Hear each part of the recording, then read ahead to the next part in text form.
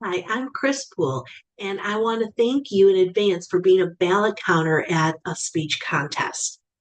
As you know, speech contests are an important part of our Toastmasters educational program, and it is essential for you to do your part to ensure a fair contest for all contestants. This training is going to briefly review your role as a ballot counter.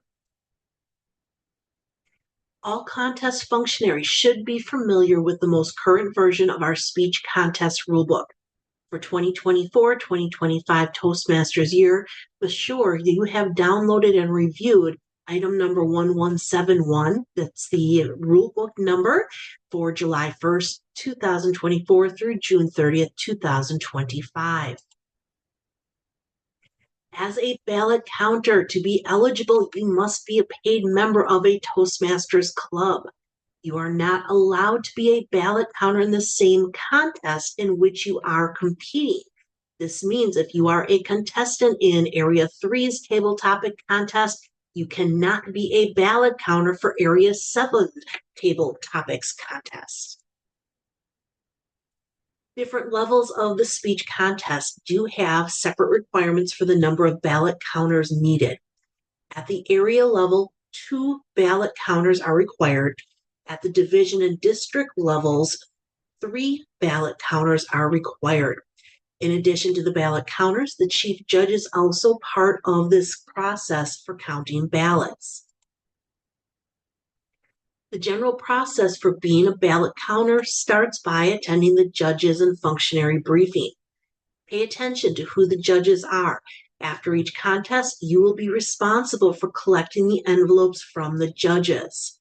At the area level, there will be a minimum of 5 judges, and at the division and district levels, there will be a minimum of 7 judges. As you collect the envelopes, keep in communication with the chief judge so they know when all the ballots have been collected. The chief judge will personally collect the timer's report and the tiebreaker judge's envelope. Once all of those ballot envelopes are collected, you are going to leave the main contest room with the chief judge, and you are going to miss those contestant interviews while you are counting up the votes with the other ballot counters and the chief judge. Once you are in the counting room, each ballot counter should have their own tally form. This is form number 1176 for the counter's tally sheet. The chief judge will designate who is going to open the envelopes.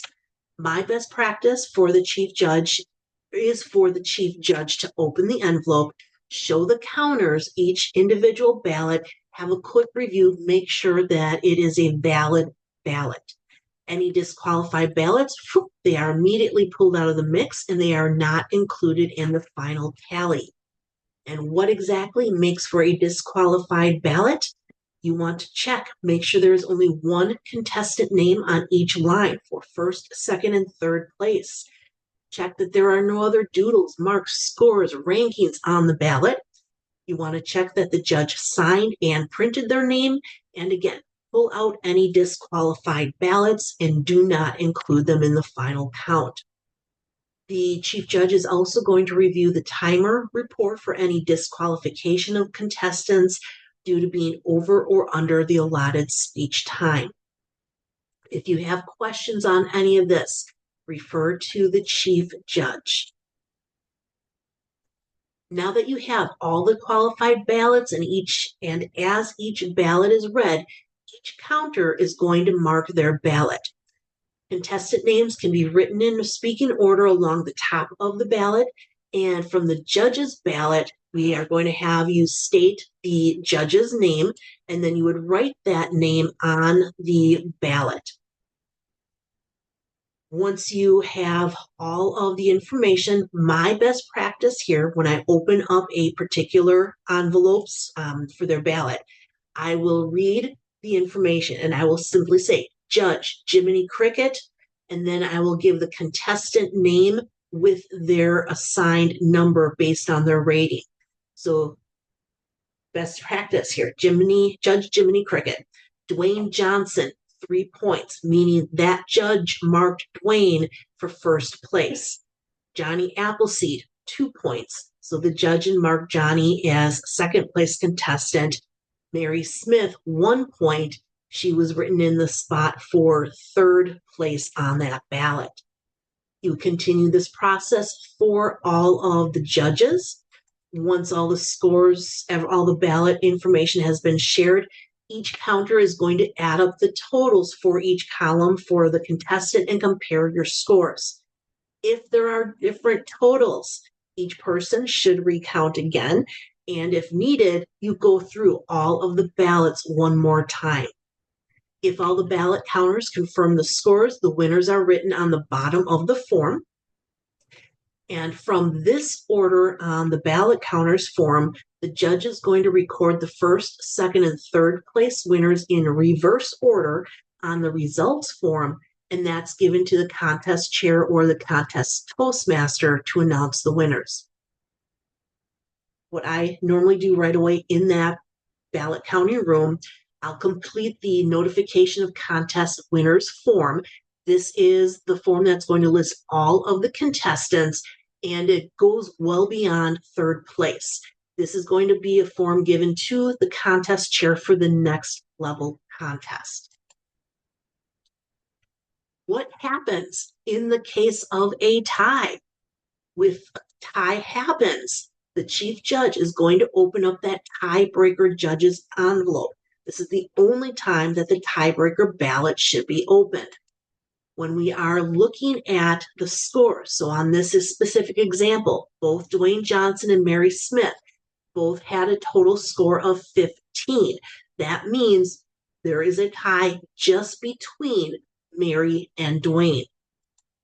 When we are looking at the tiebreaker ballot, you are only looking for the placement of those tied contestants. So in this example, we're only looking for Dwayne Johnson and Mary Smith. The tiebreaker judge ranked Mary Smith higher than Dwayne Johnson. So that means when we look at the regular ballot listing, our winners, first place is now going to be Mary Smith, Dwayne Johnson second, and third is still Johnny Appleseed. From this form, the chief judge will fill out that results form. As a ballot counter, you may also be asked to help complete the certificates for first, second, and third place before returning back to the main room of the contest. When the winners are announced, if for some reason the winner is not the actual winner that is announced, it should have been Mary Smith, but for whatever reason, the contest toastmaster announced Johnny Appleseed first place. Ballot counters, the chief judge can interrupt that announcement of the winners to make the correction before the final adjournment of that contest. I'm hoping that the information from this training video will help prepare you for your role as a ballot counter in a speech contest. If you have questions, the chief judge is going to be with you in that counting room and will be able to provide answers and explanations. Thank you for your dedication and best of luck as you continue to contribute to the success of our speech contests.